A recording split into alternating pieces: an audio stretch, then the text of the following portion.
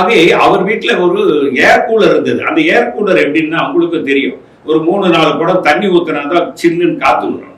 அதை பல தடவை ஊத்தாம ஏசியை போட்டு அது கெட்டு போச்சு. அதுக்கப்புறம் அது வைரவா அதை தூக்கி ஒரு ஓரம் போடுன்ட்டார். அப்ப எதை வச்சு இவங்க அதாவதுங்க என்னன்னா, காமராஜர் என்ற அடையாளத்தை இன்னும் மறைக்க முடியவில்லை அவர்களால்.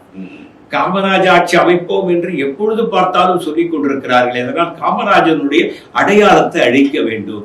கலைஞர், டாக்டர் கலைஞர் கருணாநிதியினுடைய பெயரை உயர்த்தி பிடிக்க வேண்டும்.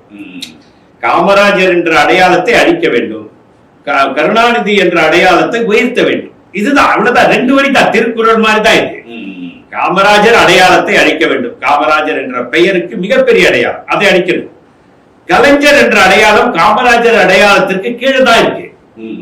ஏன்னா காமராஜர் என்ற அடையாளம் அணை கட்டினார், விவசாயத்தை பெருக்கினார், கல்விக்கூடங்களை திறந்தார், ஐஐடியை திறந்தார், உயர்கல்வி கூடங்களை திறந்தார், படித்தவுடன் வேலை வேண்டும் என்பதற்காக பெரம்பூரிலே தொழிற்சாலை தொடங்கினார், ஆவடியிலே தொழிற்சாலை தொடங்கினார், சேலத்திலே தொழிற்சாலை தொடங்கினார், நம்ம நெய்வேலி லிக்னைட்டை தொடங்கினார். இது போன்ற ஒரு மாபெரும் சாதனைகள் இல்லாத நிலையில் இன்றைக்கும் காமராஜர் என்று சொன்னால், நான் ஒரு பட்டிமன்றத்தில் பார்த்தேன். ஒரு 6 வயது சிறுவன், ஒரு சக்கரவாதம் 6 வயது சிறுவன், அவனிடம் அந்த நெறியாளர் கேட்கிறார், ஒரு பட்டிமன்றம், அந்த குழந்தைங்க எல்லாம் எழுந்து பேசுற இடம்.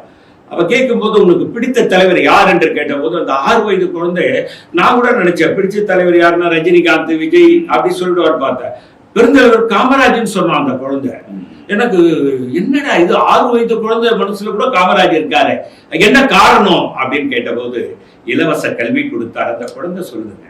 இலவச உணவு கொடுத்தார், இலவச உடை கொடுத்தார், இலவச கல்வி கொடுத்தார், படிப்பு கொடுத்தார். அவர் தயவில் இன்றைக்கும் படித்துக் கொண்டிருக்கிறோம். அவர்தான் தொழிற்சாலைகள் உருவாக்கினார், வேலைவாய்ப்பு உருவாக்கினார். என் தந்தை அவருடைய தெய்வாலே படித்துவிட்டு இன்றைக்கு வேலை பார்க்கிறார், அதனால் எங்கள் குடும்பம் நன்றாக இருக்கிறது என்று விளக்கம் சொன்னான் அந்த 6 வயது சிறுவன்.